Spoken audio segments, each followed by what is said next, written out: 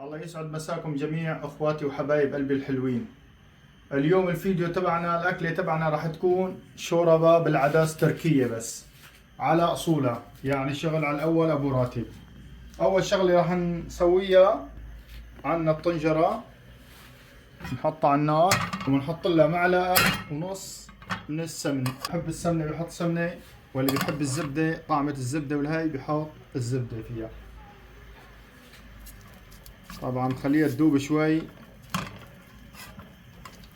بعد ما ذابت السمن عنا بنحط عنا بصلة بحجم وسط، لا كبيرة ولا صغيرة، بنحمصها وبنرمي فوق البصل مباشرة طحين، معلقة طحين. عنا معلقة تاع الأكل بننزل طحين. الطحين بيعطيه قوام كتير حلو للشوربة التركية، هاي اللي بيميز الشوربة التركية. طبعا الشوربة السورية نحن بنسويها بسوريا، عنا بنحط لها العصاعيص هاللحم هالهي تلاقيها كتير دسمة. اما هون التراك ما بيحطوا لها لحم ولا دجاج، بيحطوا لها الخضار. طبعا هذا بتضل عم تحركوه هيك عشان ما يلزق الطحين بسفل الطنجرة. نتأكد انه شو تحمص الطحين مع البصل تحميصة شغل على الاول ابو راتب، مثل ما يكون شايفين. هلا هيك الطحين تحمص مزبوط.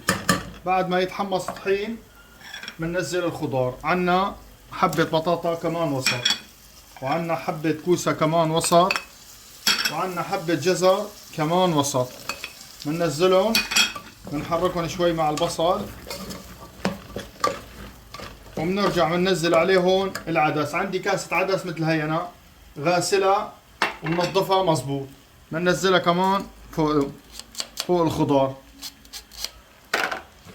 وبنرجع عندي معلقة دبس بندورة صغيرة مثل ما يكون شايفين كمان بننزلها عليهم. وبنرجع بنحط لهم معلقة ونص من الملح، عندي المعلقة صغيرة. وبنحط لهم نص معلقة فلفل، وبنحط لهم معلقة ونص كمان كمون. كمون بيعطي الشوربة طعم كتير طيب، كمان معلقة ونص. وبنرجع بنحركهم تحريكة شغل على الأول يا أبو راتب. الشوربة التركية على أصولها. ونحمصهم. طبعا بعد ما نتأكد انه تحمصوا معنا شوي، بس تحمص تعطيك طعم الشوربة خيالي خرافي، تاكل شوربة خرافية. طبعا هلا بننزل عليهم بلتر ونص مي.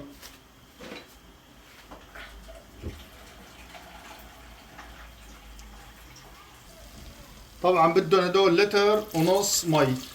معلقة العدس هي تاكل لتر، بس نحن حاطين خضار وهي لازمها لتر ونص مي.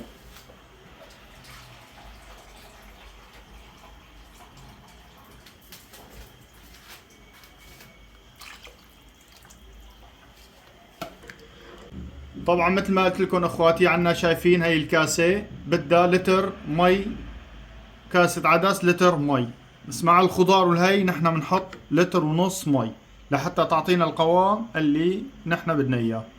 مثل ما شايفين هي الكاسة. طبعا بنحركها شوي وبنغطي عليها لمدة نص ساعة حتى يستوي الخضار مع العدس مثل ما بدنا. بعد نص ساعة بنرجع لكم. طبعا هلا هيك غطيناها وبنخلي الغاز على وسط، لا قوي ولا نايس، على نار وسط لمدة نص ساعة. وهلا بعد نص ساعة يا غوالي جينا لكم. ايه شو هالروايح هاي بتشهي بتشهي. شغل ابو راتب على الاول. صارت الشوربة عنا جاهزة مجهزة. طفي عليها الغاز وبناخدها لوين؟ على الرحي. طبعا اللي عنده مكسور مثل ما يكون شايفين، هذا هو المكسور، بدنا نرحيها هلا. طبعا اللي عنده مكسور مثل هيك اموره باللوز، واللي ما عنده بالخلاط، عنده خلاط بيرحيها. واذا ما عندك خلاط ولا عندك هي بتحسن بتنعم الخضار والهي وبتخليها مثل ما هي. بس نحن عنا هاي بنبلش. والمكسور حاولوا ميلوه شوي بهذا الشكل، بيكون مايل بيرحيه مزبوط وبيعطيكم القوام اللي انتم بدكم اياه. طبعا بعد ما رحيناها شوفوا، اللهم صل على النبي، ما شاء الله، شغلة خيالية، ريحة بتشهي، شغل ابو راتب على الاول. هذا القوام اللي بدنا اياه. هاي هي الشوربة التركية على اصولها. وهلا خالصين. وطبعا هلا بعد ما صارت جاهزة عنا الشوربة لازم نسوي الصوص اللي بيحطوه على وشها. الصوص اللي بيحطوه على وشها هو عبارة اللي بحب السمن او الزبدة او الزيت. انا راح احط لها زيت، شوية زيت ومعلقة فليفلة يابسة.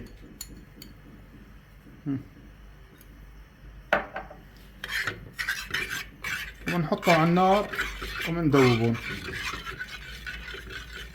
وطبعا هلا بعد ما صارت عنا جاهزة بنرشها على هالوش بهالشكل هذا. طبعا هذا الصوص اختياري، يعني اللي بيحب بدير واللي بيحب ما بدير. وهلا صار وقت الذوق. انا زلمه ما راح استنى. هاي بدها عصرة ليمون هيك مثل ما انكم شايفين، ويفوت فوتو الشيف ابو احمد. بسم الله الرحمن الرحيم. ايه